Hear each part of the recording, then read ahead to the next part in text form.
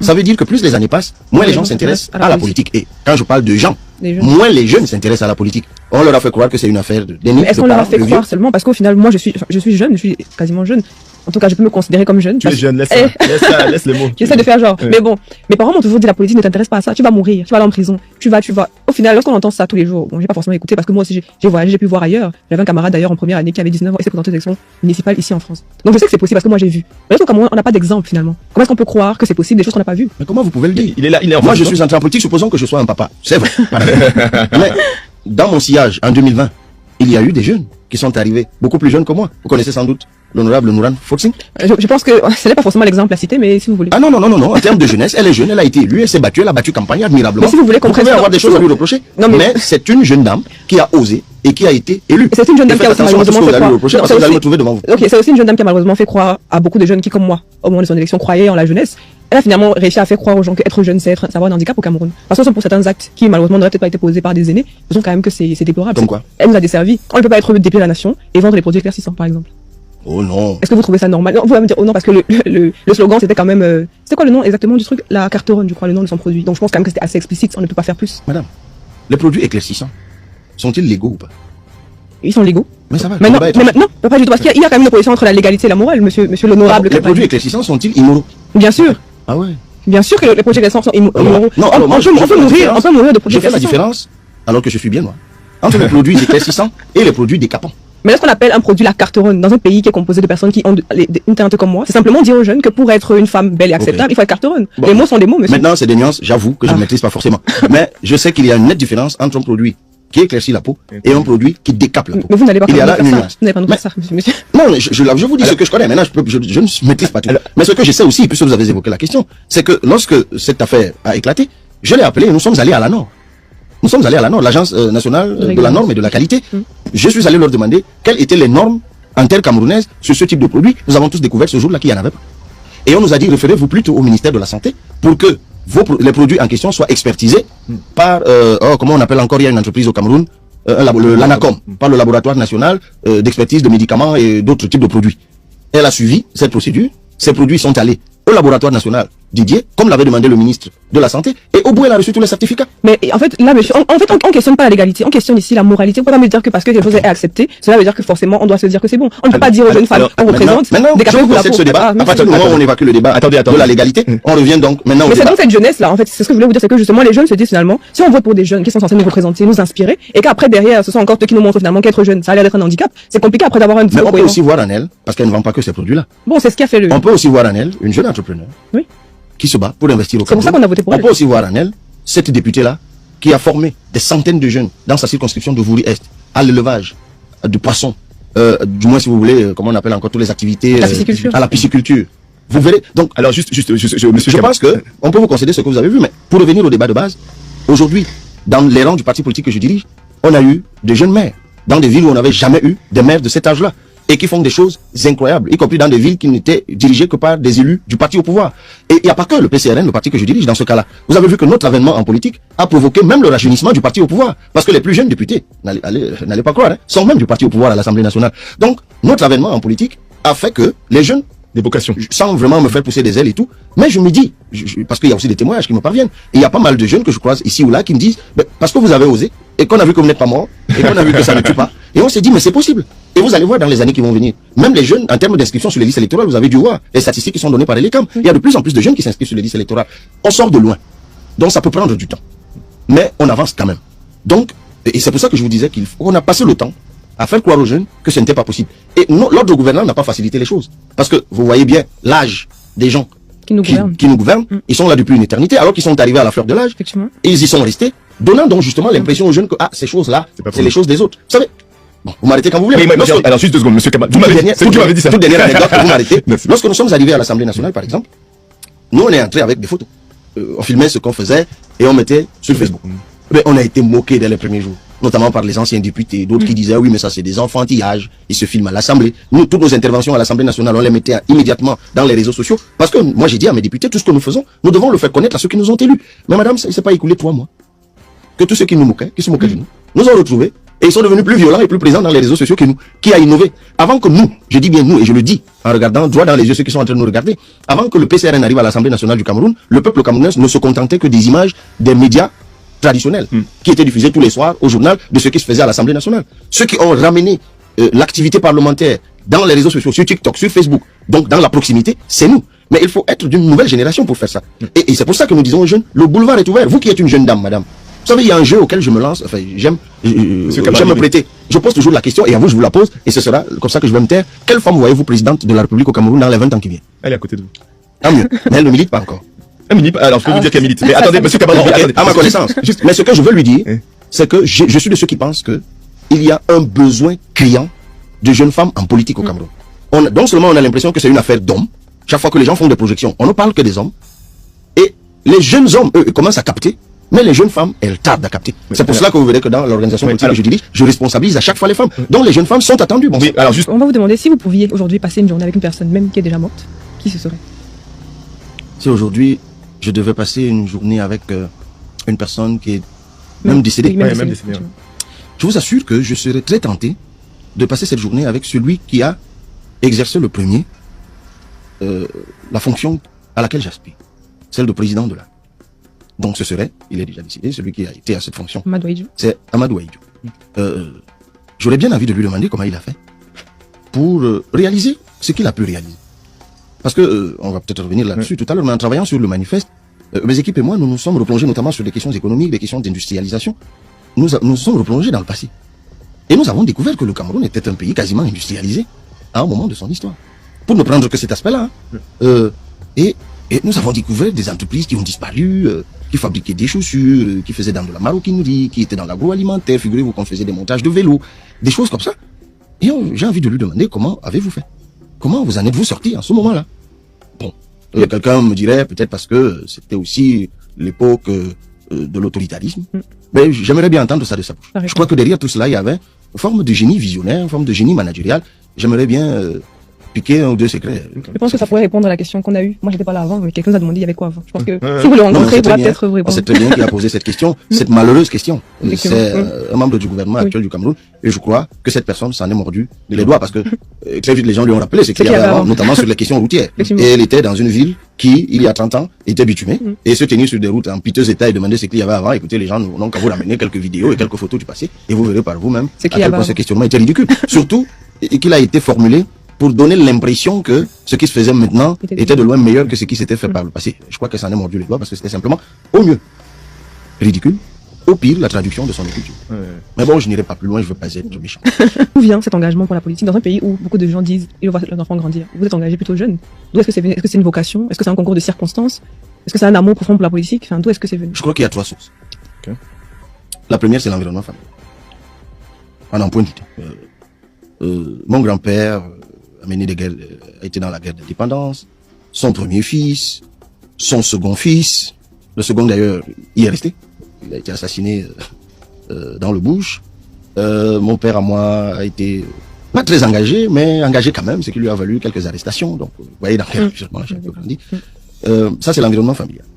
Puis, l'expérience personnelle. Très vite, je me suis senti le devoir de faire quelque chose. À quel âge? À quel âge? J'ai envie de dire, dès mes 18-19 ans. Okay. Et l'université y est certainement pour quelque chose. Donc une fois que je me suis détaché de ma famille, de mes parents, parce que après le bac, je suis rentré, je suis allé tout seul. Donc ce que je découvrais me transformait, quoi. Je me dis, non, les choses, elles vont tellement mal, et avec le niveau de culture que je pouvais avoir à l'école, à l'époque, qui n'était pas si dense que ça. Mais très vite, dès ces moments-là, je me suis dit, il y a quelque chose qui ne va pas. Je sais pas les moyens forcément de changer quoi que ce soit, mais je dois faire quelque chose. Et je me suis engagé. Il fallait que je fasse quelque chose. Avant, longtemps même avant que je ne lise la fable de Pierre Rabhi, la fable du colibri, avec la sagesse, chacun doit faire sa part. Et puis, la troisième source, c'est l'appel. Je crois, ça peut paraître un peu mystique ou mystérieux, spirituel, tout ça. Mais je crois que chacun d'entre nous a un appel. Alors, moi, je suis de ceux qui pensent que Dieu, c'est Dieu qui nous a créés. C'est ma position, hein. Voilà, point. C'est clair pour tous. C'est Dieu qui nous a créés. Et je crois que Dieu, en nous créant, nous a appelés chacun à faire quelque chose. Et il nous appartient à chacun d'entre nous de trouver ce pourquoi il a été fait, ce pourquoi il a été appelé. Et c'est ça qu'en d'autres termes, moi j'appelle trouver sa voie. Est-ce que justement ils n'ont pas l'impression qu'on veut retourner en arrière? Parce que effectivement on a été un État fédéral, mais dire qu'on veut repartir à l'État fédéral, est-ce que ce ne serait pas pour eux une façon de dire retournons en arrière, ce qu'on a déjà peut-être expérimenté, qui n'a peut-être pas marché? Est-ce que vous ne vous avez Mais d'abord, c'est la première fois de ma vie que j'apprends que retourner en arrière est quelque chose de fatal. Mais non, la remise en question peut obliger parfois de retourner en arrière. Si on a fait un mauvais choix, ben, ça vous arrive pas, Madame Desséquim? Bien sûr, ça m'arrive. Si vous avez fait un mauvais choix, ben, de vous amender et de revenir à votre choix précédent. Et ce que nous proposons justement, c'est de revenir à l'esprit du fédéralisme. Voilà, tendez la pêche pour entrer peut-être dans le fond. Mais c'est important de le dire tout de suite.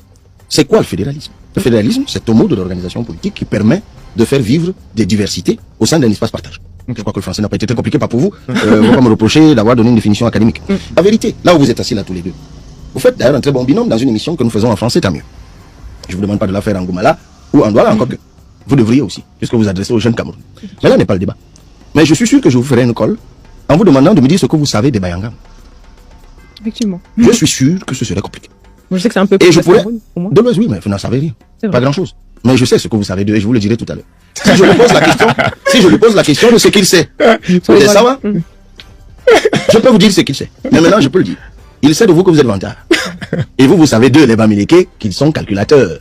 Ah, moi, je savais pas ça. Ouais, vous ne le direz pas, mais c'est ce que certains anthropologues appellent les représentations péjorées. C'est-à-dire que, pour la Bouna en l'occurrence, on sait des Bassas qui sont sorciers, des Douala qui sont vantards, des Étones qui mangent le savon et qui ont des minutes de folie.